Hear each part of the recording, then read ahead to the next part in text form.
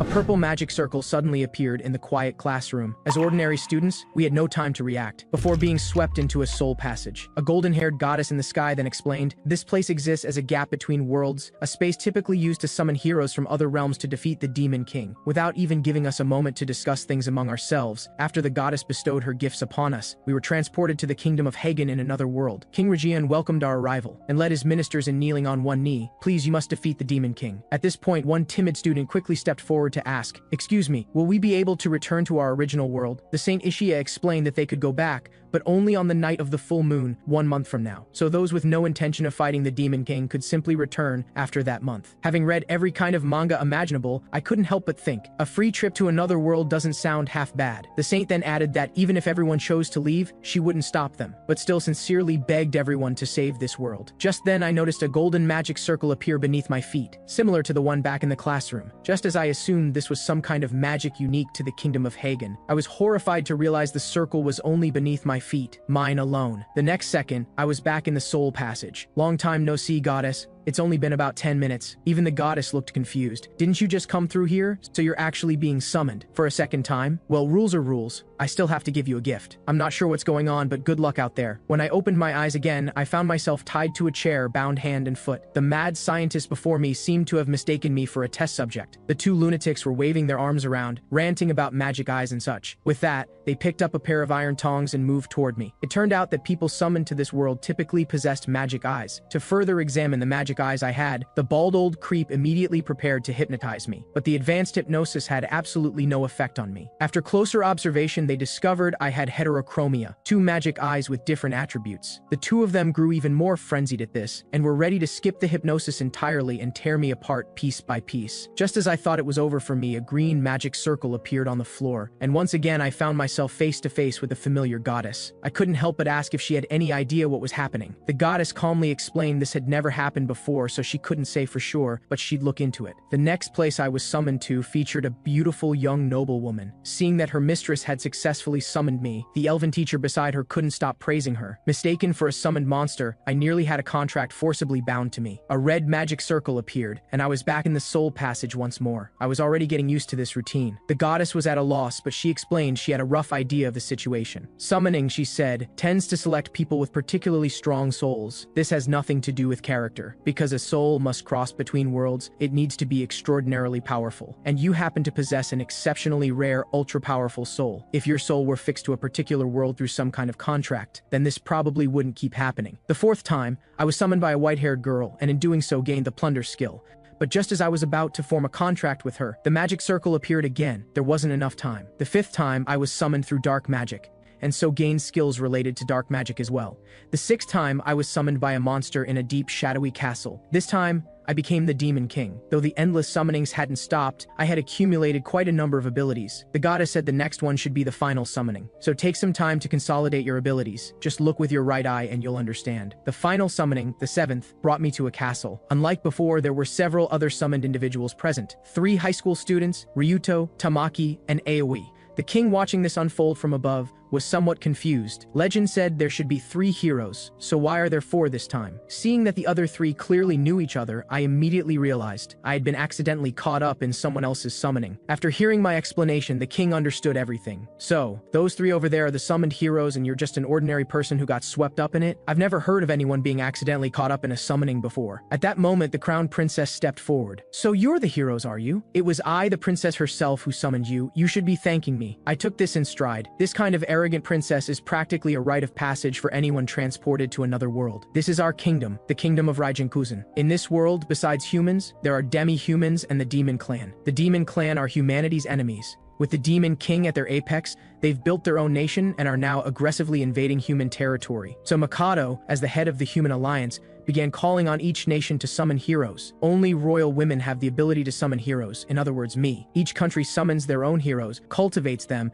and then combines them into a hero army to fight the Demon King's forces. Impressive plan, isn't it? I was baffled. So this is a quantity over quality approach to hero development? The princess began rallying us. "You must become warriors worthy of representing the kingdom of Raijin-Kuzen and bring down the Demon King." At this, Ryuto asked the question everyone always asks. "Your Highness, is there any way for us to return to our original world?" "There's no way back," the princess princess said plainly, "You have the honor of becoming proud warriors of the kingdom of Raijin-Kuzen. You should be grateful." I was speechless. "Could you maybe take a page from the kingdom of Hagen's customer service handbook?" The king then gestured for a stone to be brought forward. "This can identify the divine protection each hero has been granted." So everyone stepped up one by one to touch it. Ryudo's protection was break the limit. Aoi received barrier magic. Tamaki received magical affinity. And the protection I received in this world was the ability of detection. The king looked a little bewildered. "It seems all 4 of you received divine protection." Afterward, everyone went through physical and magical aptitude tests. The results showed Ryudo demonstrated physical abilities far beyond normal human limits. In the magic test, Aoi showed extraordinary results. Tamaki performed impressively as well. As for me, I had magic, but my results were, to put it kindly, underwhelming. No sign of growth potential. My physical ability seemed even lower than before the summoning. Worse than the girls, honestly. Pretty discouraging. Whatever. They're heroes. There's no point comparing myself to them. That evening, everyone wanted to talk things over, so we gathered in Ryuto's room. Tamaki, who had a bit of a tsundere streak, wasn't happy about my presence. "Do we really need to include someone who can't even count as a fighting force? Not that I'm worried about him or anything." Ryudo pushed back. "His detection is actually an extremely valuable ability, but since his combat strength is a bit lacking, I'd like Aoi to use her barrier to protect him." I looked around at the 3 of them, all good-looking people, the kind who seemed to have life figured out. But just as they were debating whether to leave this kingdom, I immediately cut in. "What's wrong with staying here? It seems fine in every respect." Even as I said it, I held up a note. "Someone's eavesdropping. Don't say anything suspicious." My detection ability had come in handy for the first time. It was more powerful than I expected. It could even pick up the presence of people or creatures on the other side of walls. Right now, someone was pressed up against the door of this room listening to us. We had already sent the maid away earlier, so whether it was the maid who had come back or someone else entirely, I couldn't say. With that thought, I signaled Aoi to cast a soundproofing barrier. As Aoi channeled her power, a green barrier quietly spread through the room. Tamaki said flatly, "But why would they be eavesdropping on us?" I explained that the power of summoned heroes is a latent threat to any kingdom. Eavesdropping was only natural. Weren't they the ones who summoned us? It's very possible this kingdom is in some kind of dire situation. No concrete proof, but my gut says they're in a financial crisis. For one, the king himself fidgets too much. He doesn't carry himself with composure. Second, the number of retainers and castle guards is far too small. Then there's the place they put us up. It's pretty sparse, more like soldier quarters. They wouldn't know the difference, but I can compare it to the first place I was summoned. It'd be wise to keep leaving this kingdom as a backup option. We can slip past the security net using detection. We should also look into ways to get back to our own world. Since we're essentially their lifeline, they'll never willingly let us go, so it's very likely they're hiding any method for us to return." Ryudo agreed, but said they didn't have enough strength or knowledge yet, so it was better to keep observing for now. At that moment, Tamaki suddenly closed in on me. "What's going on with your left eye? It's yellow." Just as I had no idea how to talk my way out of it, Ryudo came to my rescue. "Tamaki, everyone has things they don't want brought up. It's a little late to say this, but he's at that age. Just leave him alone." Ryudo must have thought I had some kind of 8th grade syndrome and was wearing colored contacts. Good enough, I'd take it. But what kind of power did these 2 magic eyes actually have? My stats all seemed fairly high,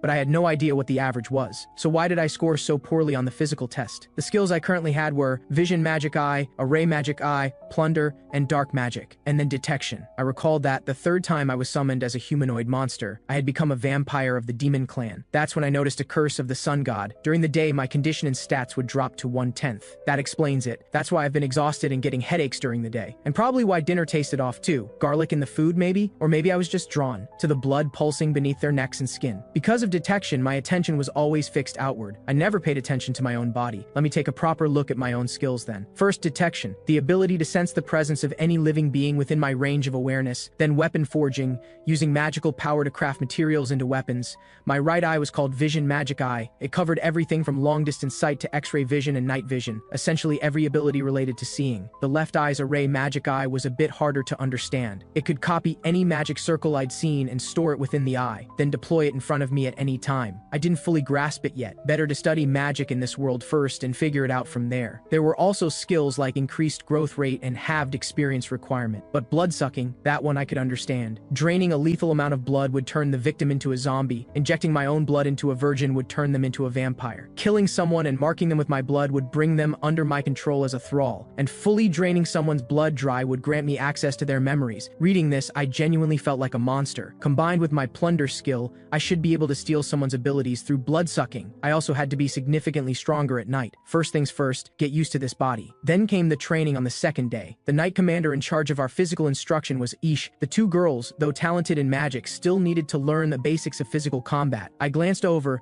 All three had stats far above normal humans. They could skip muscle training entirely, as expected, but the Knight Commander had no intention of letting me off the hook. Kiri, you need to train properly and reach the average level of a regular soldier. Being a vampire, I was unbearably drowsy during the day, barely alive under the sunlight. I'll be keeping a close eye on you. Fortunately, the overbearing crown princess chose that exact moment to appear. The second princess followed behind her, expression blank, wearing a doll-like hollow smile. The crown princess opened her mouth and was immediately insufferable. I, the princess, have come to observe your training in the midst of my very busy schedule. You should be grateful. Good afternoon, Lord Kiri. It's a pleasure to meet you. I am the second princess of the kingdom of Raijinku-san. I will be in charge of your instruction this afternoon. The afternoon was for cultural studies, taught one-on-one by the second princess, all because the insufferable crown princess had made it abundantly clear she wanted nothing to do with me. The very idea of the crown princess personally tutoring someone who isn't even a hero is absolutely absurd. One of these days, I'm going to give that woman a piece of my mind. That was my thought, though by then I was already nodding off during the second princess's lesson. Still, I managed to ask the question that had been nagging at me. If you're called the second princess, does that mean you're younger than the crown princess? No, I am older,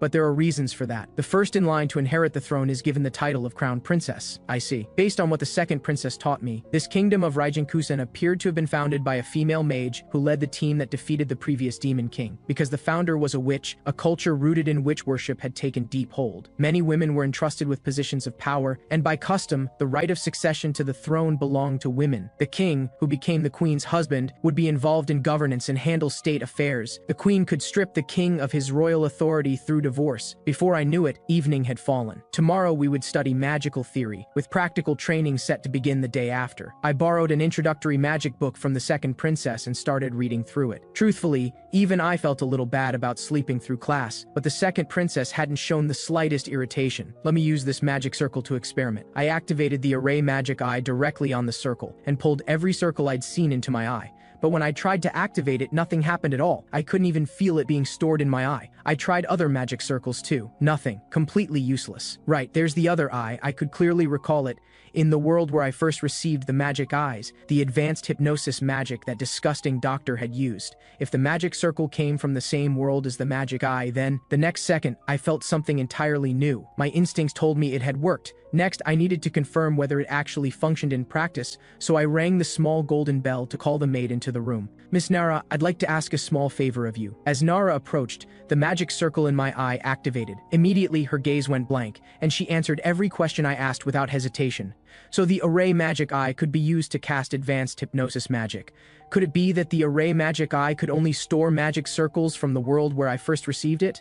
No, wait, I've been summoned so many times. Everything I saw with the vision magic eye should still be retained. When I stored the summoning magic directly into the array magic eye and then opened the circle, sure enough it worked. With a burst of golden light, I appeared instantly in a distant forest. This was a combination technique, using the vision magic eye's long-range sight together with the array magic eye's transport circle, which meant I could now slip out whenever I wanted. Then let me spend this night, when I can operate at full strength, and test every ability I have. I immediately deployed Domination, one of the dark magic abilities, a special power that uses dark magical energy to control non-living matter. I could freely move any object I dominated and store it within my own shadow. Although I couldn't use a dominated object to affect other objects directly, I could release the domination and then it would interact with things normally. Next was shadow movement from the dark magic set. This skill let me conceal myself within my own shadow, and then travel freely through any shadows that were connected. Then there were what they called learning skills. With that thought, I activated weapon forging. The stone in my hand instantly became a long sword. Then I activated my vision magic eye and pulled up the Knight Commander's movements from earlier in the day, and began practicing following the mental image exactly. As I practiced over and over, a strange feeling slowly built. Looking up, I saw that my swordsmanship had reached level 1. It took some time, but the learning skill had definitely been worth it. I'd just keep leveling it up gradually from here. Just then I spotted a monster with glowing crimson eyes staring at me. I opened my vision magic eye and saw that this creature's stats were no joke. Apparently this feathered beast was something of a specialty of this kingdom. Even the blankets in our rooms were made from its feathers, but the people of this kingdom were actually hunting monsters this powerful? Thinking that, I scanned the other monsters in the area, and found their stats all ranged between 500 and 600. Some of them even had stats higher than mine. Was it that the monsters in this forest were just absurdly strong, or was I just that weak? I could probably win one-on-one, but the risk of being surrounded made it not worth it. Better to back off for now. Meanwhile, inside the castle, the Knight Commander Ish had noticed the second princess. Knight Commander Ish, could I have a word? I hear that Lord Kiri and the others haven't been using any magic tools in their training. Since they'll need to use them eventually anyway, wouldn't it be better to teach them how sooner rather than later? Ishe explained that while magic tools could make them stronger, there was a risk of developing dependency. At this stage, it was better to strip away that crutch and build up their body and mind from the ground up. The second princess wore her signature smile. For someone with the title of humanity's strongest, these things must seem trivial. A flicker of sadness crossed Isha's face. You don't smile like you used to. I believe I am smiling right now. Second princess, what do you think of the crown princess of Her Majesty the Queen? I think she is a capable, well-respected individual, well-suited to the throne. Do you truly believe that? Several days later, 2 weeks had passed since we arrived in this world, and the three heroes' training was going extremely well. Ryuto seemed to be a natural with the sword,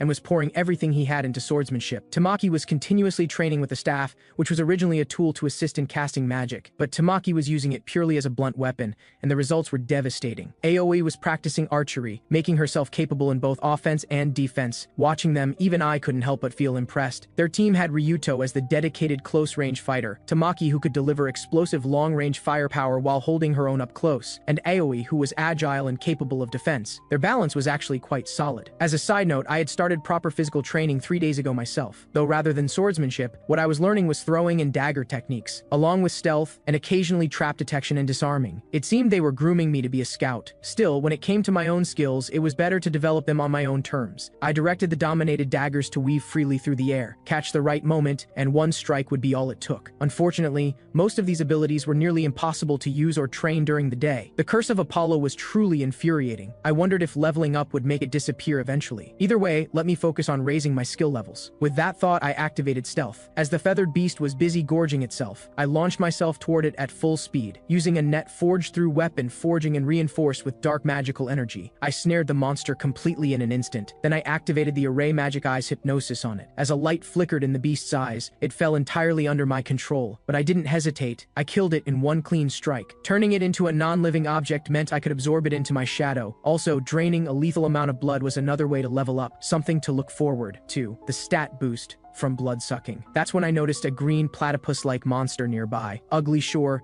and not exactly appetizing looking, but I'm not one to be picky, so I hunted as best I could until the first light of dawn, then used the transport circle to get back to my room. That was my nightly routine lately. Every morning, Nara would come to wake me up, except when absolutely necessary or when I was heading out. I rarely used hypnosis on her. Over these 2 weeks, I had gathered all kinds of information about the kingdom of Raijin-kusen. The current queen had long been unable to conceive, and this kingdom was fundamentally built around female monarchs. Queens bore daughters and passed the throne to them to keep the kingdom going, but the royal family had also suffered frequent deaths from illness. Fearing the bloodline would die out, the kingdom decided to have a noblewoman from a distant branch of the royal family marry the king as a consort, and she bore him a child. That child was Arya. The name Arya meant heir to the throne. She was diligent, upright, and respected by all, up until the age of 7. That year, a daughter was born to the king and the queen. She was given the name Beloved. That was Amanda. The queen lavished her affection on this long-awaited daughter who had inherited her magical power. From that point on, Arya was no longer given a royal education. The moment Amanda turned 7, she was immediately named Crown Princess. The name Arya quickly lost all meaning. With no one left to take interest in her, Arya had no prospects for marriage either. Abandoned by the queen and left to exist within the castle like a gilded cage, she lived like a doll, going through the motions. I watched her quietly, not being expected of anything. That felt familiar to me too. At that moment, the second Princess Arya softly called me back to attention. Knowledge is essential for survival. Sleeping through class is a poor trade. I understand you're currently training in physical techniques,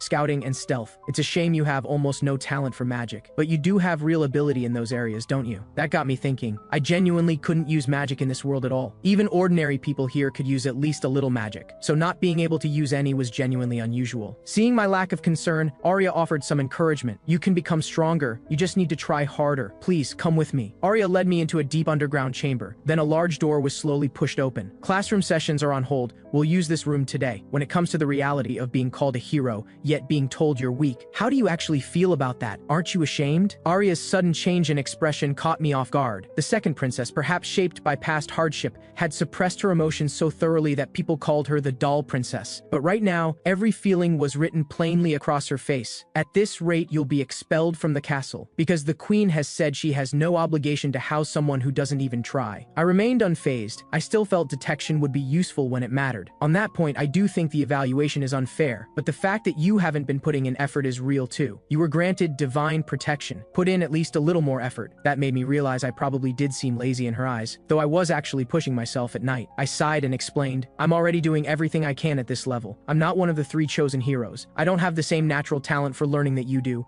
Just as I was trying to figure out how to excuse myself, the second princess wound up and kicked me with full force. The blow left me completely stunned. I saw Arya's expression turn dark. Unlike me, you haven't been driven into a corner. Once you're exiled, the monsters will kill you. Even if it's ugly, just keep living. The one speaking to me now wasn't the doll princess. It was a woman of genuine dignity. You still have so many chances to change things. Stop coasting. Pull yourself together. At that, I let out a genuine laugh. You're a remarkable person, you know that? I underestimated you. I didn't expect you to be this strong inside. Don't worry, my will to survive is 100 times stronger than anyone else's, just like yours. Those words made the second princess realize she might have made an assumption. Maybe the one looking down on others had been her all along. You seem quite formidable right now, but the risk of being exiled hasn't changed. I'll find a way. Back in my room, I fell into my own quiet worry. I didn't want to be expelled. I still had intelligence to gather, but to stay, I had to make them recognize the value of detection. So after training ended, I called out to Knight Commander Icha Ajiana. But this, she admitted, would be difficult, not because she looked down on my divine protection, but because she didn't carry much weight in front of the queen. How about joining the knights? She proposed. Your current abilities can only really shine in actual combat. Being part of the knights would give you a place to prove your worth. If you serve the kingdom as a soldier rather than as an appendage of the heroes, it might be possible to stop your expulsion. But for me,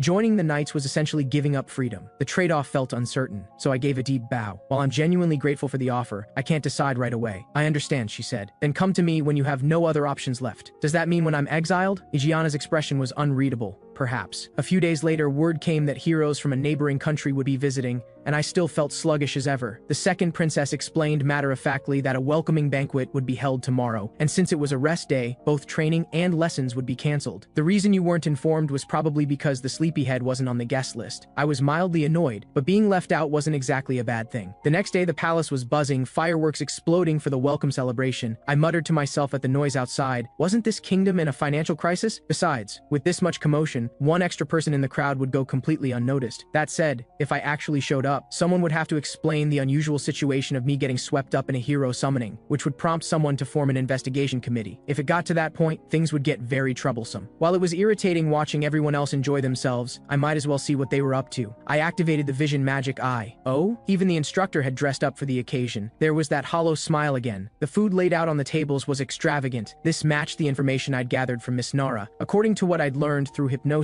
this banquet appeared to be a major cause of the economic crisis. The queen was abnormally fixated on flaunting the kingdom's wealth to other nations, and even dismissed the king's attempts to advise her otherwise. So those people with Ryuto and the others, those must be the heroes from the other country? 3 of them as well. That one looks a little brooding. Might actually be good friend material, and that blonde one seems to be making a scene. I activated the vision magic eye and read his lips. Get Kiri out here right now. I'm challenging that guy to a duel. Reluctantly, I made my appearance. So, why do you want to duel? I need to prove to the goddess that you're not worthy. Don't play dumb. The white space? That place. I was still confused. And what does that have to do with the duel? I proposed to her. The goddess said she'd consider it if I beat you. After listening to all that, I had a pretty clear picture of what was going on. In other words, that goddess had gone and dumped her mess on me, but Ryuto and the others looked completely lost. Don't they know about that place? So they were summoned differently from me. I decided to wrap things up. I'm not entirely sure what's going on, but if it's a duel you want, sure. The blonde guy grinned with smug satisfaction. That's more like it. But I get to set the terms of the fight, I cut in. My divine protection has no combat ability whatsoever, and unlike the other heroes, I don't have a powerful physique. So a straight one-on-one fight is already a losing battle from the start. If you're the kind of hero who just gangs up on someone weaker when the odds are already in your favor, then that's a different story. The riled-up blonde took the bait exactly as expected. Whatever the challenge is, I'll meet it. Alright then. Somewhere near this royal capital there should be a labyrinth used for night training. Whoever defeats the boss of the first floor first wins. Hearing it was only that much, the blonde readily agreed. Ryuto leaned over to me, concerned. Even if your abilities are suited for scouting, I don't think you can actually beat the boss with those. It doesn't matter. I have my own plan. After we made the bet and the duel played out, the queen's voice was glacially cold. So you're Kiri. What was that disgrace in the labyrinth? I hear you changed the terms of the duel yourself, then lost by a humiliating margin. As Her Majesty says, the man is simply too strong. He cut through the enemies with exceptional swordsmanship. Even the first floor boss was likely dispatched with ease. But compared to his reckless approach, I had used detection to completely avoid every enemy, every trap, and the boss entirely. The queen was furious.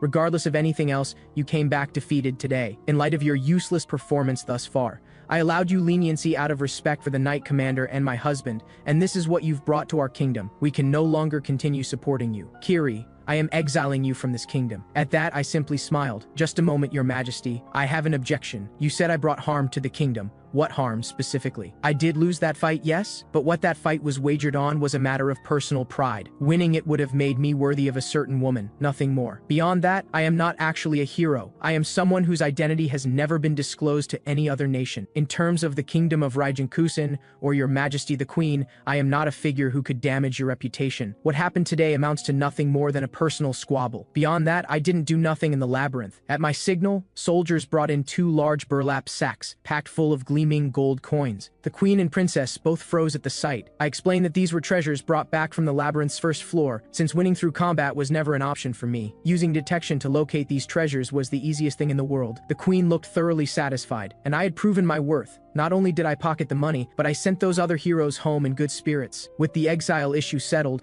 I was back to hunting at night as usual. Though I had more time to move around now, I was getting a little tired of always chasing those feathered beasts. That's when I noticed something off about the layout of the forest. Hard to tell with all the trees in the way, but detection made it obvious something was wrong. I activated Vision Magic Eye to get a closer look. There was a barrier. Let me go in and see what this is all about. Besides, if things got dangerous, I could always use the transport circle to escape. Little did I know, a massive wolf was gleaming with a pale blue light under the moonlight. The moment I stepped into that territory, a pack of gray wolves lunged at me all at once. I dodged instantly. Gray wolves, huh? First time I'd run into a mob of monsters. Not taking any chances, I immediately deployed the black thread net. Even a single wolf had formidable combat power. After a prolonged struggle, I came out with some injuries, but I had subdued every last wolf. More experience than hunting those feathered beasts. To be safe, I'll drain them first before moving on. Suddenly, a gust of wind ran through the air and sent a chill down my spine. Oh great, that kind of ominous atmosphere could only mean a boss was about to show up. Just as I was about to leave, the massive wolf came charging straight at me. The sheer force of the impact tore my arm apart.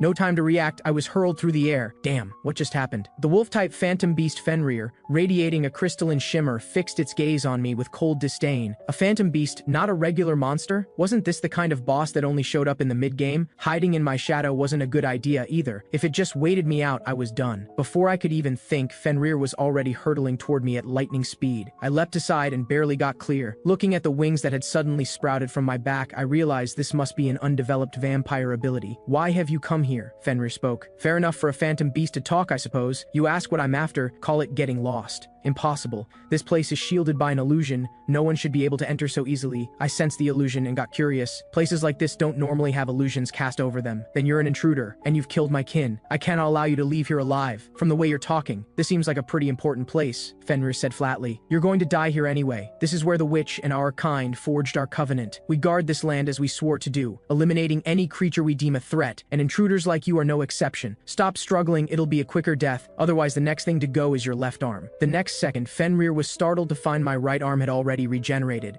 A vampire's healing ability was extraordinary. Damn, you're not an ordinary human. All the more reason I can't let you go. Against Fenrir's lightning-fast speed, the only way I could dodge was by relying on Vision Magic Eye. But at this rate, there was no chance of escaping. Even if I tried to use my wings to flee, I couldn't get high enough. I immediately tried gliding into the forest to escape. That's when countless blue shards came raining down on me. Fenrir's attack launched through its crystals. Damn, that actually hurt, and there wasn't even a moment to catch my breath. Fenrir's attacks kept coming, one after another. With an assault this relentless, there was no way I could pull off the hypnosis magic. While I was searching for a way to break through, I hadn't even noticed I was about to burst out of the forest. The open terrain left me with nowhere to hide, struck again by Fenrir's lightning-charged spike. Just as the massive wolf's jaws were about to end me, I summoned a volley of wooden spikes from the dark space, but they didn't seem to land on the agile phantom beast. It was my most carefully prepared move, and clearly it hadn't changed the tide of battle. Fenrir still had me completely in its sights. I wanted nothing more than to use the transport and get out, but I had just used the Array Magic Eye's hypnosis magic moments ago. To use it again now, I'd need to recopy that magic circle first, and that would take a little time. Without hesitating, I forged the wooden spikes into weapons and drove them toward Fenrir using dark magic, but it had absolutely no effect on the phantom beast. That hide is unbelievable. I dodged Fenrir's attacks as best I could and drove the daggers toward it once more, completely pointless. That level of attack doesn't do a thing to me. Then another barrage of razor spikes came flying at me. Gritting through it, I deployed the black thread net again, using the trees as anchor points to tightly bind Fenrir. Just as I thought I'd bought myself a few seconds to escape, the surrounding trees snapped in half under the sheer force. Every thread of the net was ripped apart. Damn, I couldn't even scratch it. If it's come down to this, there's only one option left. I dodged the attacks with everything I had while gripping the black threads, looping them around the trees from memory over and over, then launched myself high into the air. The massive transport magic circle was captured whole by my Array Magic Eye in an instant. Array Magic Eye. Transport. To Fenrir's shock, I vanished without a trace, but I hadn't planned to just cut and run. Using the transport circle, I appeared directly behind Fenrir. Let me at least leave you with a parting gift. Catching it completely off guard, I drove my blade straight into the phantom beast's eye. Getting pushed around the whole fight just wasn't my style. Fenrir, robbed of its sight, erupted in fury. You dare wound my eye? I dodged the next attack and jumped into the trees, but it immediately locked onto me through its keen sense of smell and came charging again. I had no interest in dragging this out any further. I opened the transport circle and made my exit, leaving Fenrir behind, roaring in helpless rage. Next time I will kill you. I made it back home covered in wounds from head to toe. Forget killing it, just managing to deal any damage at all had left me completely spent. Next time, I was going to pay it back in full. From that day on, I started preparing new equipment. I slipped into the 5th armory and quietly took a few metal objects, along with some things that looked like they could work as materials. On top of that,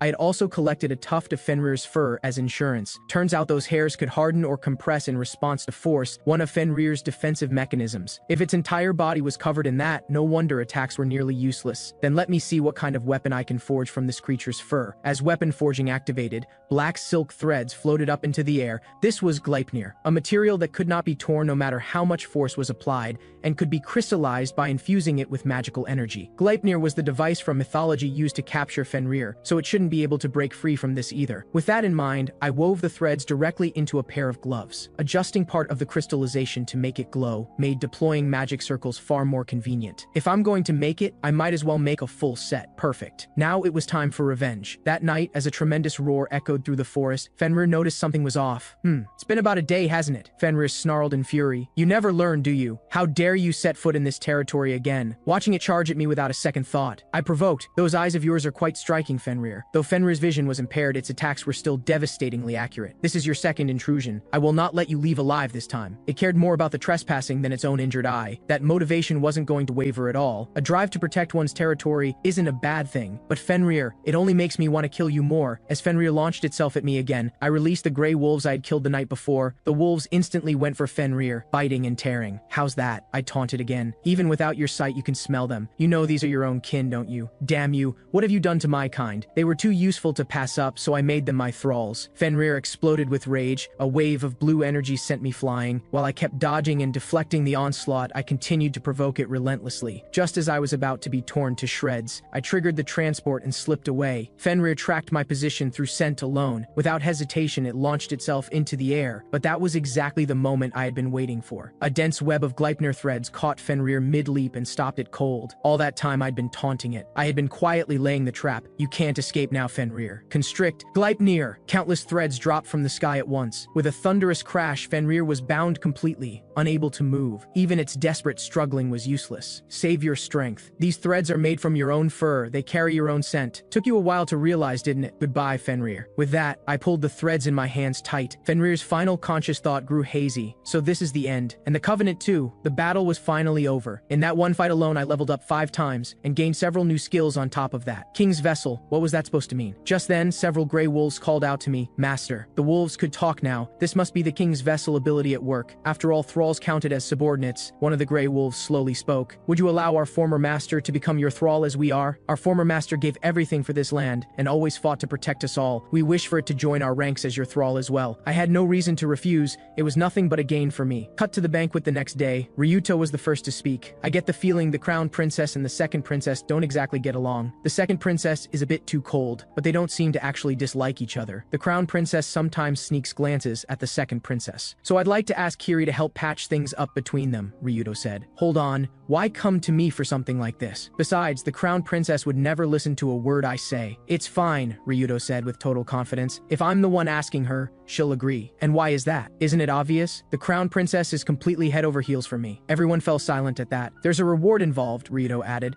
If it works, I'll ask the crown princess to give you a week off. That was more than generous enough. So I knocked on the crown princess's door. I heard it from a commoner. Ryuto, please come in right away. The moment the door opened, already putting on airs like this, I really wanted to turn around and leave. I am graciously allowing you to speak with me. You should thank me. I glanced around. The room was lavishly decorated, but completely without any cohesion. Are all of these from your own taste? I asked. Of course not. Those are gifts from Mother and various dignitaries from other nations. Royalty doesn't go out and buy things themselves. I just wanted to get this over with. Speaking of the second princess, I heard you've been troubled by your difficult relationship with her. Why would I ever be troubled over her? The crown princess insisted, keeping up her stubborn front. This conversation was going nowhere. Don't you want to make things right with her? I said, letting my irritation show. That's none of a commoner's business. Left with no choice, I pulled out my secret weapon. Ryuto asked me to play mediator specifically so you two could patch things up. But if that's how you feel, there's nothing I can do. If he knew you had no intention of doing anything about it, the one who went out of his way to set this up would be pretty hurt. Wait. I was just getting to it. You're so impatient. The crown princess began to open up. When we were small, things between us were different from now. We were much closer than we are today. She was smart and always willing to play with me. Wherever she went, I wanted to follow. But somewhere along the way, she started keeping her distance from me. When I turned 7, I became crown princess, and the right of succession passed to me. And I was told she wasn't actually Mother's biological daughter. From that point on, the distance between us became something enormous. After that, I lived every day under strict schooling to prepare me to become queen. Through all of that, I came to realize just how exceptional and gentle my sister truly was. I always thought if only she were still by my side, but the adults around me wouldn't allow that, and so this great divide formed between us. That's all I have to say. Listening to the princess's honest words, I sat and thought. All that arrogance, it had been shaped by the adults around her. The incoherent, mismatched decor of this room told the same story. Not a single thing in it was truly hers. Everything, including her own personality, had been handed to her by someone else. The only way she could hold on to herself was by hiding behind her title and putting on a performance. Hey, don't just go quiet on me, the princess said irritably. I said all of that. I'm not completely unwilling to take advice. Then just say what you said right now. Let me call you sister. I can't say something like that. Besides, who knows what the maids in attendance would make of it. I couldn't help but point out, in this kingdom, are the maids more powerful than the crown princess? The one who decides how you act has always been the crown princess herself. She wavered a little at that, but saying something like that could make things difficult for her. The second princess isn't as fragile as you think. All right. I'm not completely opposed to taking your suggestion. Thank me for it. With that settled, I passed the news along to Miss Nara. As the second princess's maid, her reaction was lukewarm. I don't personally agree, but I'll let the princess know. But the very next morning, she brought back a message from the second princess. I'm told today's lesson will be quite different from the usual, a special class. And so the two of them took me down into the town at the base of the castle. The sunlight was already draining the life out of me. We're having class out here, the princess explained. Coming into town to observe prices and get a feel for daily life is an important form of social learning. Though in truth, it was the princess who had come out to buy a gift. The crown princess had said royalty didn't buy things themselves, but the second princess was another matter. Arya looked from one thing to another, a little uncertain. Kiri, which one of these do you think is better? Either one suits you well. It's not for me, Nara explained. The second princess was choosing a birthday gift for the crown princess. After Nara passed along what I'd said the day before, Arya had gone bright red. Tomorrow I'm going out to buy a birthday gift for my sister. As she kept asking for my opinion, I explained. She seems especially used to receiving things others have chosen for her, so I imagine it won't much matter what the gift is. What matters far more is who's giving it. Something you chose yourself. That's the best gift you can give. That's what I think. Hearing that, the crown princess's cheeks flushed and her resolve visibly strengthened. Watching this unfold, Nara seemed genuinely moved. It makes me so happy to see her smile like that again. 5 days passed in a blink, and this was the princess's birthday ceremony. Even I had been specifically invited. The spread of food was as lavish as ever. The guests around us all looked like people of considerable standing. The crown princess made her entrance and was greeted with applause and cheers from the crowd. Ryudo's bow and warm wishes left the girl flushed with embarrassment. "Ryudo, I'm so glad." That's when I noticed a man speaking with the knight commander who carried an unusual kind of presence. I was curious who he was. The prime minister apparently, probably discussing security arrangements. I had no interest in any of that and started scanning the room for the second princess. The girl was hovering nervously in a corner, not daring to approach her sister. How is she this stiff? All she has to do is go up and talk to her own sister. At that, the girl's eyes found me. "Kiri, what do I even say? Don't blame me for this. You did kick me across the room once after all." With that, I gave her a firm push forward. Both sisters went crimson at once. Arya hid the gift she had carefully prepared behind her back, and a stir ran through the watching crowd. "Happy birthday." Arya held the gift out with sincere warmth. "I'd like to give you a gift today, Crown Princess." The Crown Princess's cheeks tinged pink as she slowly accepted the green box.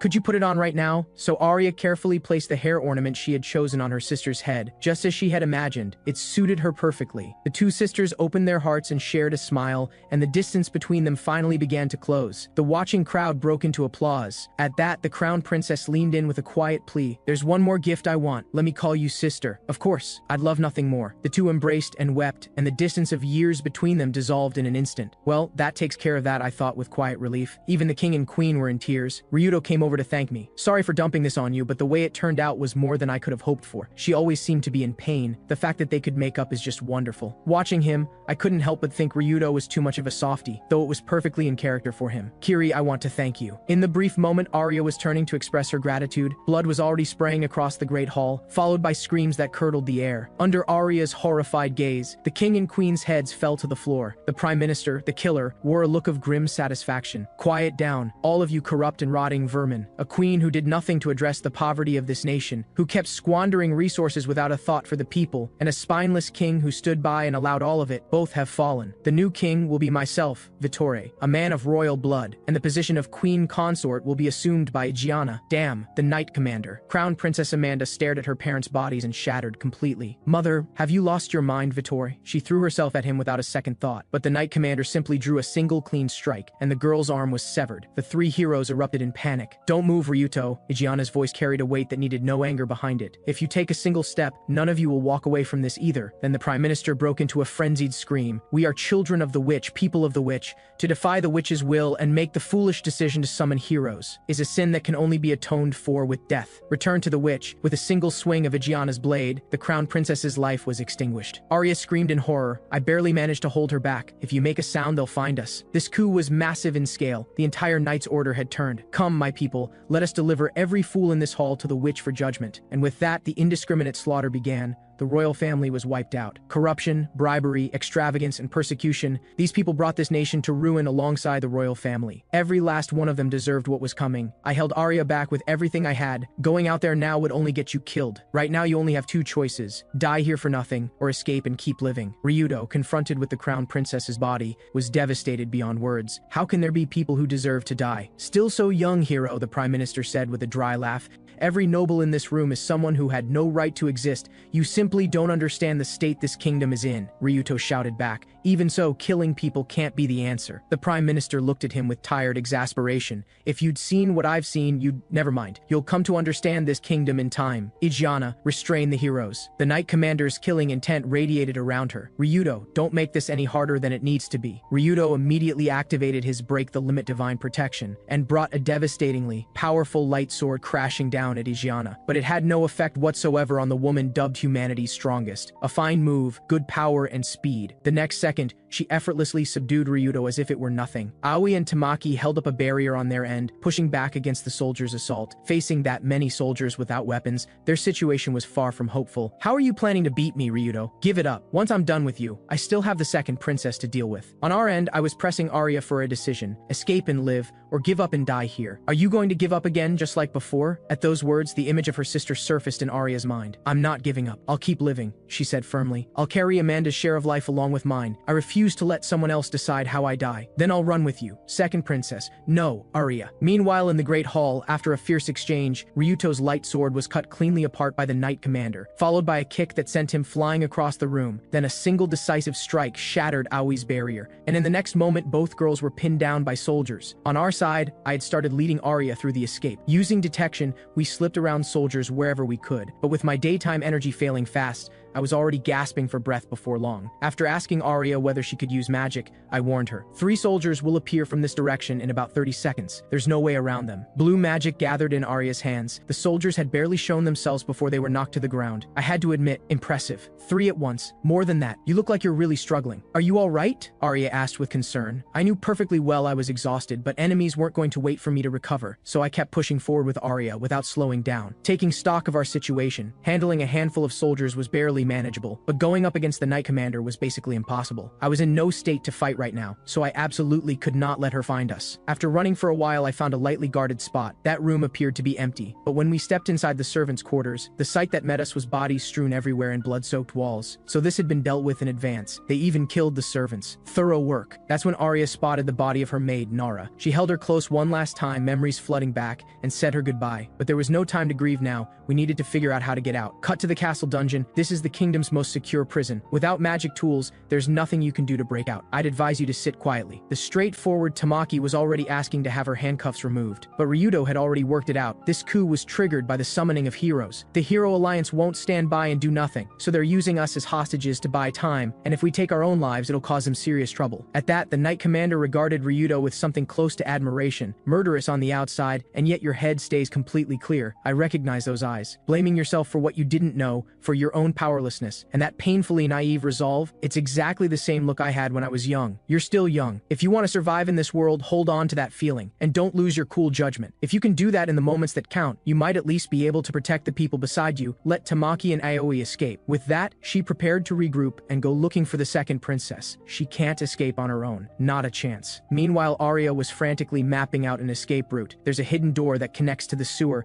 If we go that way, we can get out of the castle. Worth checking out then. Is it a passage only the royal family knows about? It should be an emergency escape route only the royal family can use, but honestly, I don't know if it still works. We don't have any other option right now. Arya said a quiet, sorrowful farewell to Nara. I'm so sorry I couldn't do anything for you. Thank you for everything. That's when detection picked up on more soldiers closing in. Things were starting to turn bad. Getting surrounded was just a matter of time. 12 in the left corridor, even more behind us. Moving forward wasn't an option either. Not 10 or 20 ahead. There was no breaking through that. The soldiers behind us were right on our heels. Turning back wasn't possible. The frustrating part was that they seemed to know about the hidden door too. The entrance was completely blocked. Not surprising, really. People who kill without blinking don't leave loose ends. Probably tortured the information out of someone. But the two of us were completely cornered. Just as I was weighing whether to cut my losses and find a way out alone, Arya stood firm. I'm not giving up. Her voice had a fierce intensity to it. I'm not going down without a fight. I'll struggle until the very last second. Seeing that, I allowed myself a small smile. Her spirit wasn't broken. Good. I could still count on her. So I spoke up. Through detection, I've picked up what seems to be a group moving in our direction. Possibly a foreign military force. Can't confirm if it's royalty, but there's definitely an outside force making its way here. When will they arrive? Arya pressed. Roughly around sunset, so about 15 minutes from now. We might be rescued by then, but this fight is unavoidable either way. The odds of us holding out until sunset are maybe 50-50. So I grabbed Arya and we broke into a run, heading for the side with fewer soldiers. It didn't take long for them to spot us. It's the second princess, close in! Instantly, a volley of magic arrows came screaming toward us, and the princess threw up a magic barrier, pushing back against the onslaught. 15 minutes, right, Kiri? We're going to make it. But her magical power was already starting to falter, and arrows were cutting across her body. We tore through the arrow storm, running without stopping, while explosions thundered around us one after another. The soldiers were encircling us faster than I had anticipated. More soldiers about to appear ahead on the left. Can you hold them? Arya immediately threw up a magic barrier at my warning. It held the soldiers back for a brief moment, but they quickly cut through the obstruction and caught sight of us again. There was nowhere left to go. We had been driven into a dead end. The sun was still just barely above the horizon. We were surrounded on all sides. This was as far as we could go. 3 more minutes until backup arrives. Hold on until then. By now the pursuers were upon us, purple magic arrows pouring in without end, and Arya was throwing everything she had left into summoning barriers to hold them off. Wary of the several soldiers we had already taken down, the officer ordered his troops to fall back and fire from range. The next wave of arrows was already incoming, and Arya's magic was almost gone. She couldn't block all of them. All she could do was try to avoid anything fatal. The arrows kept coming, endless. When the smoke cleared,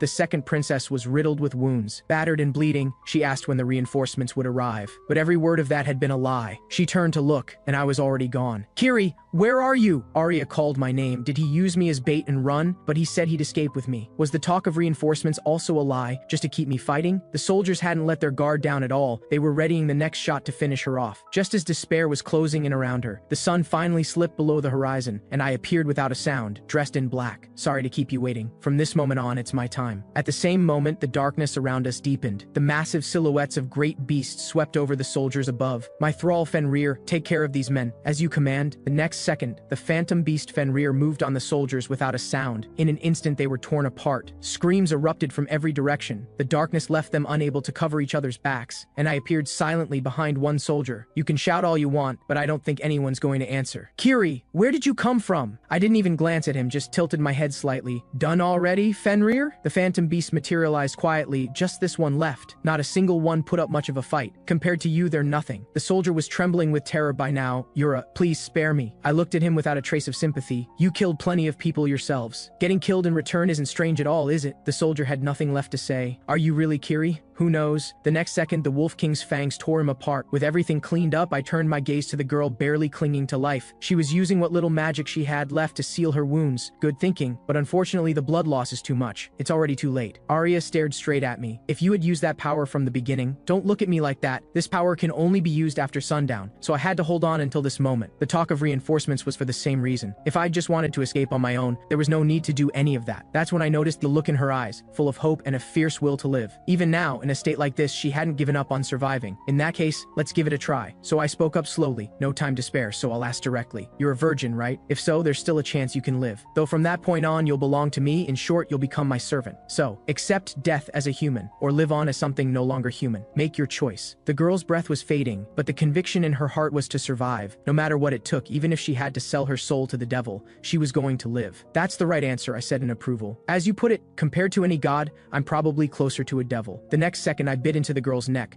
With the blood flowing in, she was reborn. Once it was done, I sent my thralls out to deal with the remaining soldiers outside the hall. And one more important thing, protect her until this woman wakes up. If we're going to do this, we might as well enjoy it. Cut to the castle. Vittore had already claimed the throne as the new king. Soldiers came in one after another with reports. Word was that the second princess had been completely surrounded. Vittore breathed a quiet sigh of relief. "We're not far from the start of a proper nation now. Don't let our guard down at this stage. The hunger and sickness spreading through this kingdom, the abandoned orphans, my own inability to do anything about it made me just as guilty. The road to get here has been so long. Comrades who share the same cause, let us restore this country to what it should be." That was Vittore's thought, but he never noticed the blade in the shadows coming straight for him. The next second, blood sprayed and a head hit the floor. The soldiers had no time to react. The shock was total. Outside, the Knight Commander felt a bad premonition stir in her chest. Indifferent to the stunned soldiers around me, I raised Vittore's head. "The plan is finished now. You have no reason left to fight." "Bastard!" the soldiers roared. "Kill him! Avenge Lord Vittore!" At that, an eager grin spread across my face. Not bad. The next moment, countless daggers materialized around me. "If you want to do this, then let's make sure neither side has anything left standing." Hundreds of daggers shot toward the rebelling soldiers. "I'm genuinely delighted. You chose to resist until the very end." The sharp sounds of screaming quickly caught the attention of the female knights. "That's coming from the direction of the hall. Go check it out." But when they entered, all they found were bodies everywhere and me standing in a pool of blood. Seeing them arrive, I spoke slowly. "If I recall, your Knight Commander Igiana's direct unit, the Battle Maidens." The vice captain was furious. "Kiri, did you do all of this?" I was unmoved. "If I answer your question, will you take me on seriously?" The rest of the unit was shaken, but Sophie was the first to come at me. A swift thrust drove her sword straight through my body. "You're being pretty open about your emotions there. Did someone you care about just die?" "My condolences." The next second, I used a dagger to simultaneously pierce both her and myself. Unlike what the vice captain was expecting, a mutual kill. The wound in my body was already closing at a remarkable speed. She immediately called to her comrades and the battle began. "This guy is extremely dangerous." He took Sophie's hit without any reaction. "We don't know how he's still standing. We have to take him down." The next second, golden lightning crackled from the weapon in her hand. Vision Magic Eye told me immediately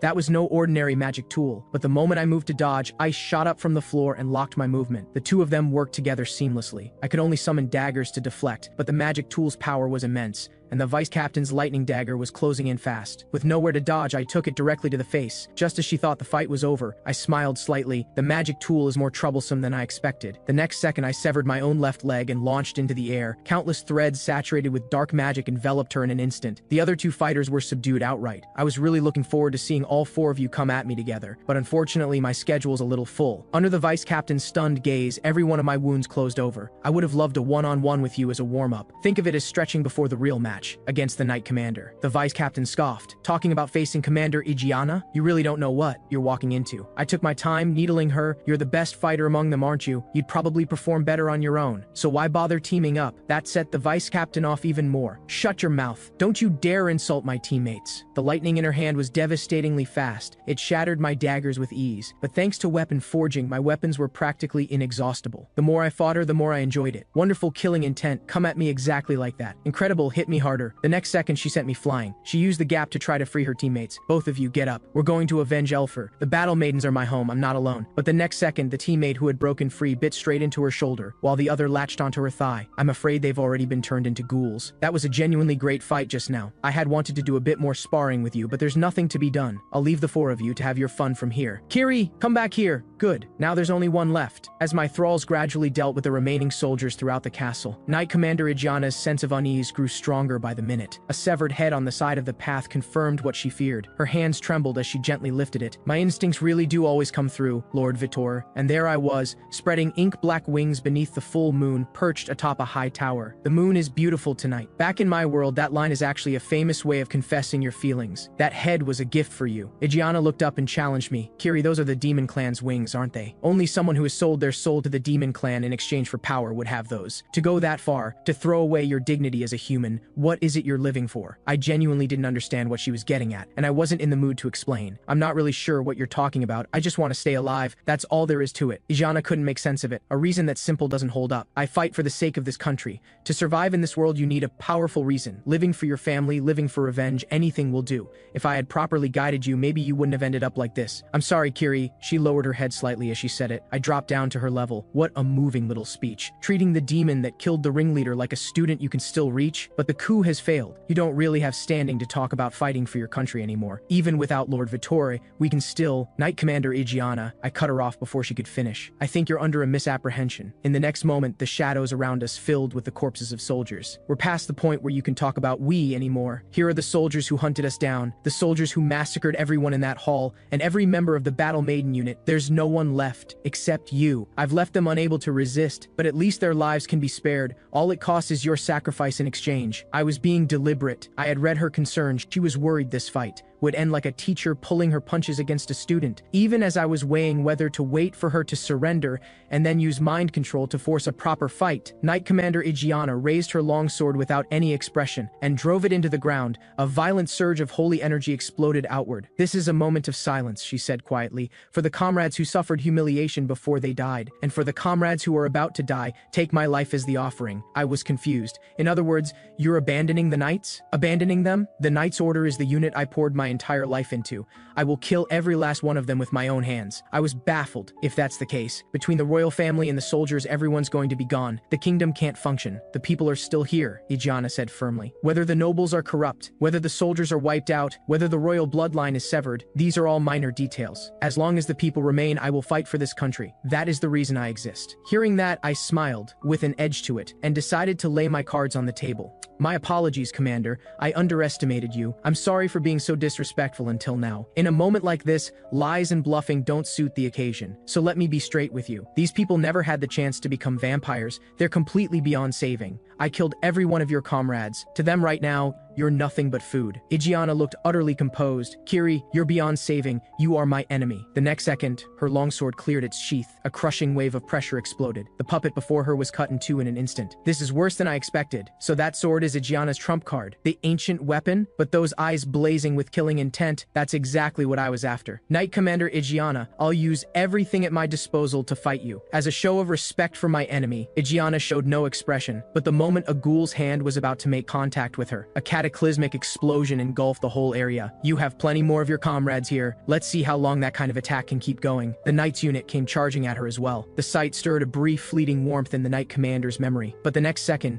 another merciless swing of the blade. Every strike was total destruction. One cut after another, expressionless, she cut down every puppet that came at her. When it was done, she didn't even look up. "What's wrong? Are you just going to watch? If you won't come to me, I'll come to you." I was genuinely shaken. I had expected this, but there wasn't even an opening to attack from behind. I recalled what Arya had told me about why Gianna was so powerful. She was already extraordinary on her own, and when she was appointed as Knight Commander, the Queen granted her the ancient weapon, a sword that could sharpen its own edge through magical energy. Cut 2. The ghoul soldiers were no match at all. Even the daggers I launched with dark magic reinforcement were sliced into dust without effort. Damn, there has to be a limit to how sharp a sword can get. This thing can cut through literally anything. While I was still trying to figure things out, 2 magic circles came crashing toward me. I had no defense against a ranged attack like that. Both wings were shredded in an instant. "You can't fly now, can you? What are you going to do?" I used the daggers to slow my descent, and while she was busy handling the barrage, I started looking for an opening. The moment she adjusts her path, catch her off guard right there. So I used every bit of agility I had to weave past her attacks. Just when I thought I was about to land a hit, my forearm was cut clean off. I thought I had it. "You really don't have any blind spots, do you?" Gianna remained completely expressionless. "You're quite agile, though. Maybe take up acrobatics." Not really my thing. Being able to deploy magic that quickly, was that the sword? I remembered that mithril weapons were particularly effective against the demon clan. Correct. You heard that from the second princess, didn't you? More studious than I'd have thought. I appreciate the compliment. The next second, my severed forearm fired off a dagger. Even that was blocked without any effort. "You seem to keep pulling out new tricks one after another. But what comes next?" I gave a slightly resigned sigh. "In that case, can I ask you something? You react instantly to attacks coming from blind spots.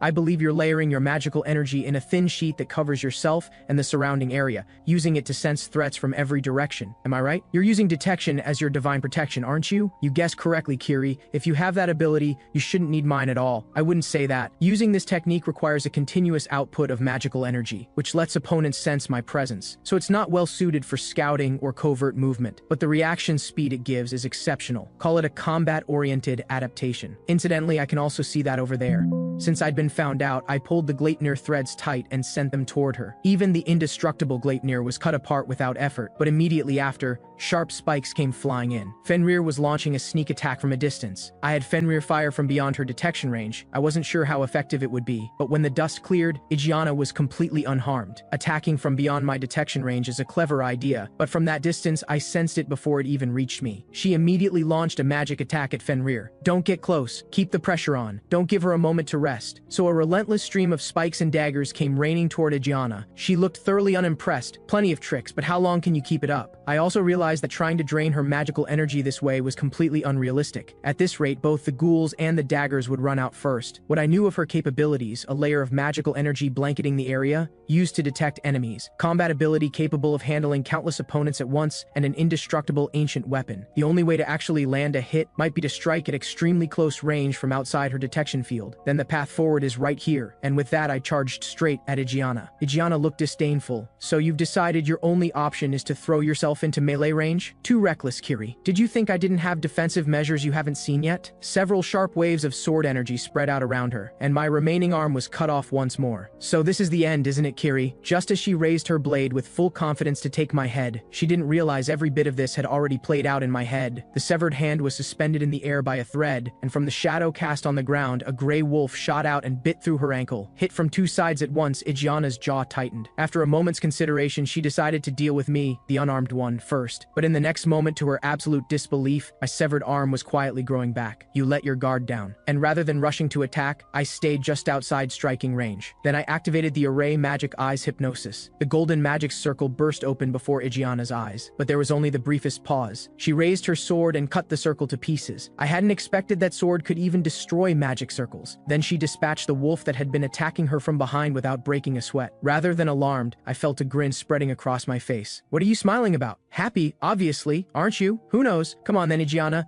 Another volley of sharp spikes tore toward her. This was it. The final stretch. I gripped my dagger and rushed at her through the opening. Catching her off guard, I unleashed my hidden move. A brilliantly glowing magic circle materialized behind her in an instant. Just as she went to slash through it the same way as before, I appeared inside the circle and caught her completely off guard. Her slashing motion was exactly what I had anticipated. All I had to do now was lock down her arm before the blade reached me, and the fight would be over in one move. The plan worked. Ijeana had no time to react before her arm was pinned in my grip. Then I opened my mouth wide and moved to drain her. Her situation was dire. The ankle that had been bitten through meant she couldn't move freely. Even if she wanted to bring the mithril sword around for a cut, the distance between us was too close to manage. But the next second, she deployed an attack array directly on her own arm. As the ancient weapon accelerated in her hand, that strike showed no mercy, straight for my head. As my head was cut from my shoulders, her arm was blackened by the explosion from the magic circle. On the other side, Fenrir lunged at her and was cut down by a single fierce swing. Farewell, Kiri. Standing in a pool of blood, she reflected. It had been years since she'd fought with everything she had. I can't fall yet. I still have to deal with the second princess. Suddenly, my severed head shot upward.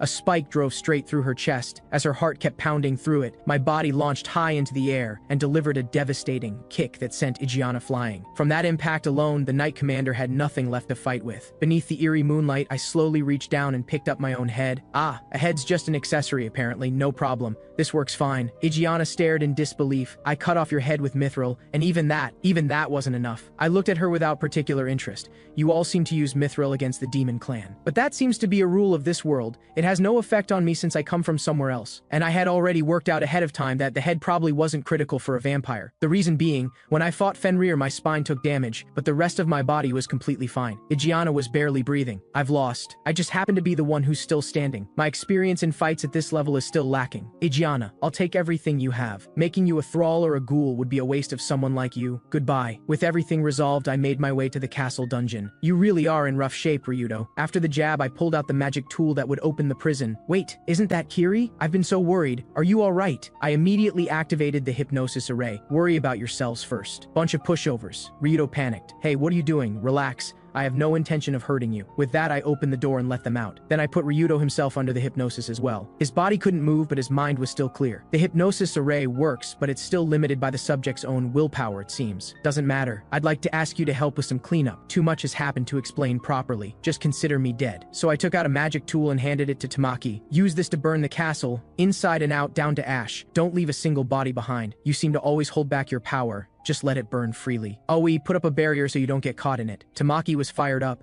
An overwhelming presence radiated off her. In contrast, Ryudo was frantic from where he stood. Hold on, Tamaki, if you do that, everyone's going to die. It's fine, I'll do my best. In the wake of the fire that consumed everything, the kingdom would be reduced to ash before long. Last thing, Ryudo, I need you to pass along the truth. Cut to a girl standing in the flames, expression somewhere far away. Everything that had been warm and cruel about this kingdom turned to nothing. Her sister Amanda and Nara, and the leaders of a country she didn't know how to feel about, her father and her mother, and even the person she used to be. As all of it began to blur and fade, her eyes snapped open, and in that same moment her golden hair had turned to black. It's over now, I said to Arya. For you maybe, she replied. Have you finished cleaning everything up? When your blood entered this body, it brought along your knowledge and your thoughts as well. I just didn't expect the hair color to change too. I couldn't help but say, you survived something that nearly killed you, you're now my servant, and what you're thinking about is your hair? The girl explained, it's faint, but I feel like something about your words and thoughts have a kind of hold over me. So I offered my hand. She held hers out on instinct without thinking. But the next moment she sent me flying. Still, this feels about right. Isn't it fine this way? That color actually suits you unexpectedly well. Arya smiled slightly. You're right. It's not all loss. My life was saved. I've been given a measure of freedom. For those things, I'm genuinely grateful. And I also have a sense now of what I'm supposed to do. It seems if I grow stronger than you, the servant bond will be released. One day I'll surpass you and earn my freedom. Just watch. I smiled with quiet satisfaction. Not bad. If you can do it, go ahead and try. Now that the former princess has set herself a goal, let's head to the place I've been using as a base for now. So I brought Arya into the bounded space where Fenrir had lived. As a temporary base, it couldn't be better.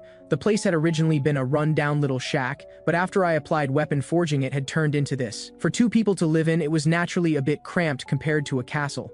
There was no comparing the living conditions to the palace, and the immediate problem was that there was only one bed. The girl naturally drifted closer to me. I never really thought of myself as royalty to begin with. If there's only one bed, we can just share it. I'm alive because of you. I don't want to owe you anything. Right now, this is the only way I have to repay the debt. I've made up my mind. Then take off your clothes and let's see. Though I had no intention of taking advantage of the situation, vision, magic eye, and weapon forging, I custom-made a set of clothing for her on the spot. Here, take it. Being wrapped in a torn piece of fabric is exactly the kind of thing that leads to wild ideas. Put that on. I did say earlier that you'd belong to me, but I didn't mean it like that. Besides, I have my own standards for what I'm looking for. Trying to repay a debt by sharing a bed? You have unexpectedly high confidence in yourself. Arya's face flushed. Thank you for the clothes. I'll go change right now. She stepped outside, but her thoughts were still elsewhere. Why did I even think about doing that? All I wanted to do was show I was serious. Not only am I the only one who survived, I abandoned the entire country. Maybe I just wanted to be punished. But every word of that had reached my ears. So sleeping with me counts as punishment, does it? That startled her all over again. You're unexpectedly inconsiderate, you know that? That's not it. I still have a lot I haven't sorted through, but my gratitude toward you is completely sincere. I just can't seem to calm down. Even becoming something no longer human in order to survive, I have no regrets about that. Something clicked for me then. In that case, no time to waste. I'd like to run a test. Will you help me? Yes. Whatever it is, if it's something I can do, I'll do it. I managed to take various skills off the people in the castle, but some of them seem to be impossible to practice alone. It's a special kind of skill. All it takes is a light touch. And then followed a rather memorable night. By the next day, we had made our way into the forest. After becoming a vampire, Arya could soar freely through the sky. She seemed to have a natural gift for it. How about the outfit? Anything you'd want adjusted, I asked. No major complaints, easy to move in. What threw me off balance slightly was why she could fly in broad daylight. No curse of the sun god? Alright then, pull out this sword and see what happens. The next second, a blood-red blade came into view, radiating pure killing intent. I explained, that's the ancient weapon Ijana had been using. I reinforced it with dark magic. For now, let's just call it the Black Tachi. It's a fine weapon, but when I try to use it, nothing happens at all. I probably have no capacity to channel magical energy in this world. Arya tilted her head. So you can't use any magic tools? I openly admitted it, and handed the sword over to Arya. You should be able to use it freely in time. Arya grinned. Then maybe I'll end up stronger than you. Please, don't worry. I'll get stronger without relying on any magic tools. Though I'm not sure whether our respective power levels factor in equipment. But at any rate, unlike me, as a person of this world, you can use magic tools. While on the other hand, you can't level up or learn new skills the way I can. So let's see who ends up stronger, though by any measure I should have the edge. From the look of your fangs, you can now grow stronger through bloodsucking, just like me. As we talked, we began making plans to leave this place and head to another kingdom. That's when Fenrir popped out and gave the girl a start. Once I've recovered, you can ride on my back and travel in comfort. Arya was instantly charmed the moment she laid eyes on it. It looks so adorable right now, but it's actually a ferocious beast. Before long, Fenrir couldn't take the petting anymore and retreated into the shadows. Arya pouted. Little Fenrir, won't you come back out? At that, I reminded her. Tonight, we'd be setting off from here to another country. No particular reason. If we wanted to gather intelligence, we needed to see things firsthand somewhere else. Let's find a country that hasn't done a hero summoning. Arya pointed out that no such country existed anymore. 12 nations had reached an agreement, each one summoning 3 heroes. As excessive as that sounds, to put it another way, there were now 36 heroes in this world. I wasn't quite sure how to feel about that. Meanwhile, deep within the demon realm, after countless living sacrifices had been offered, and through the demon clan's relentless summoning ritual, Demon King Igunoa's eyes slowly opened. Cut to, Arya and I had already been in the unfamiliar kingdom of Rinse for some time. It was a prosperous nation full of commercial energy and vitality. Arya was going by the alias Ari here. Having joined the Adventurers Guild and made a name for herself through her good deeds, she was well loved by everyone around her. At first, Arya had been taken aback by how lively and bustling the country was. True to the name Sacred Kingdom, there were holy clerics everywhere. The church was enormous. It gave the whole place the feel of a religious capital. So we registered at the local Adventurers Guild to earn some coin and started taking on jobs. I also used an alias, Giri, but I slept through the day, leaving all the work to Arya. Giri, I'm back, Arya called from outside, but the next second, I came flying out of the tavern. Help me, Ari. The white-haired little girl who'd sent me flying grinned with satisfaction. Impressive. You didn't pass out immediately after taking a hit from me. I am Fanadiku Rasehos, a sacred knight of the kingdom of Rinse. I have decided to take you as my disciple and reform you. With that, Fanadiku grabbed me and hauled me to my feet. Here's what had happened. After I joined the Adventurers Guild under the name Giri, I had spent every day drinking myself into the ground. As for money, I just kept putting it on Ari's tab. But Arya was the complete opposite. She knocked out guild commissions one after another, As her rank and reputation climbed, people began calling her Black Rose Ari. It was the black hair, the black dress, and the way she moved when taking down monsters, powerful and striking. Because of that, I had nothing to do during the day and never ran short of money, and gradually became a hopeless drunk. Everyone watching couldn't believe it. Why is Black Rose Ari following that guy around? She must be being blackmailed. Even the old man I drank with every day couldn't look the other way anymore. Why don't you go find some work? Don't let a woman support you. And starting to drink before noon, mind your own business, I shot back. This old man was the only one who'd drink with me. Clearly he had nothing to do either. But my drinking habits were so bad that he was the only one who'd sit with me, which made gathering any real information hopeless. That thought was still running through my head when a cleric happened to walk in. On a whim, ignoring the old man's attempts to stop me. Hey, how about joining us for a drink? She smiled with polished insincerity. Oh, you boys, drinking too much isn't good for you. That's when I noticed a silver emblem above her head. I can't quite make it out. Come a little closer. Fenadiku stepped back, and the next second kicked me across the room. The crowd mocked in unison. A drunk, getting disciplined by a sacred knight. Serves him right, sitting there drinking all day. Give him a good beating, maybe it'll knock some sense into him. Fenadiku indicated she had every intention of doing exactly that. In the name of the gods, no wretch shall be abandoned. Then she turned to Arya. What's the matter? Oh, nothing. I was just wondering what you plan to do with him, Ari said. Fenadiku replied casually. He's just some nuisance from the guild who tried to hit on me, though he does seem to have a remarkable amount of willpower.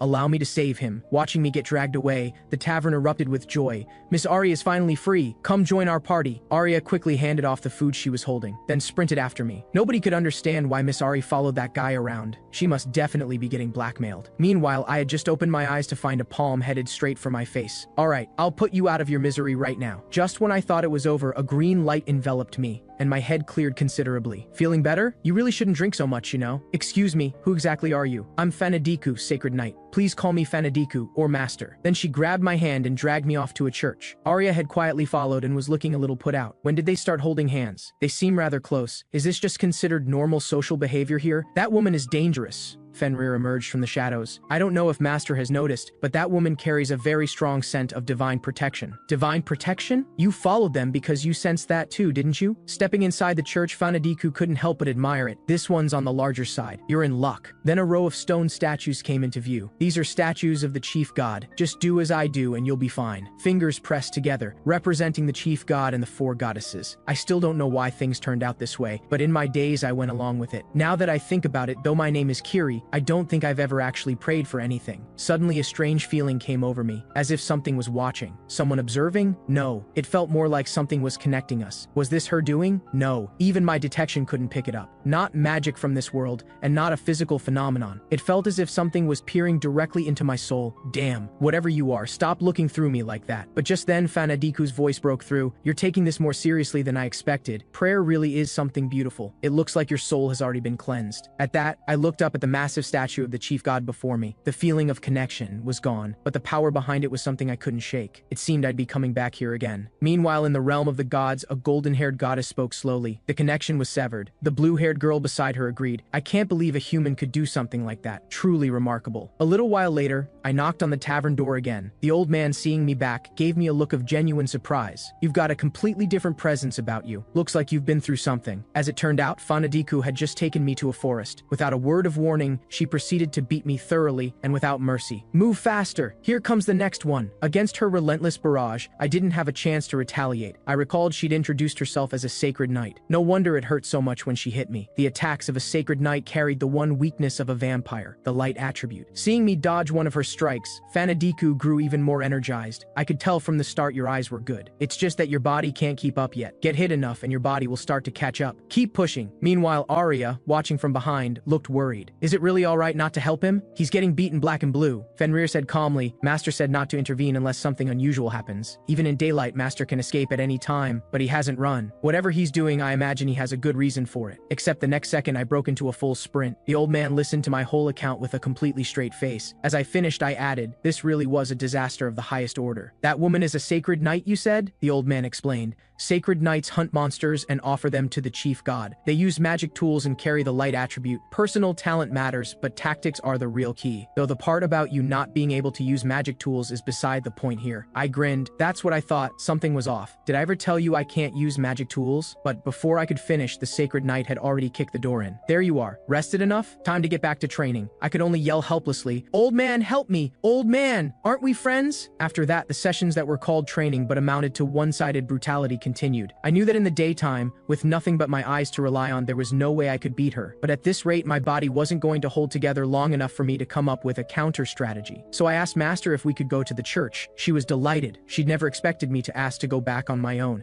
This is proof that the training is getting through to you, isn't it? Not only did this get me out of training, it also gave me a chance to investigate the church I was curious about. Two birds, one stone. Since I had no particular attachment to the church and wasn't a believer, but the sense of being watched hadn't returned. If detection couldn't pick it up, it was likely something beyond what this world's power could detect. So I activated the analysis function of Vision Magic Eye. Not the congregation or anything they were wearing, not the walls, the floor, or the goddess statues. But then I noticed something unusual. A faint green light was continuously radiating from the hand of the goddess statue. After analyzing it, it turned out to be a sacred light stone, a medium for the goddess's power required in every church. So that's how it works.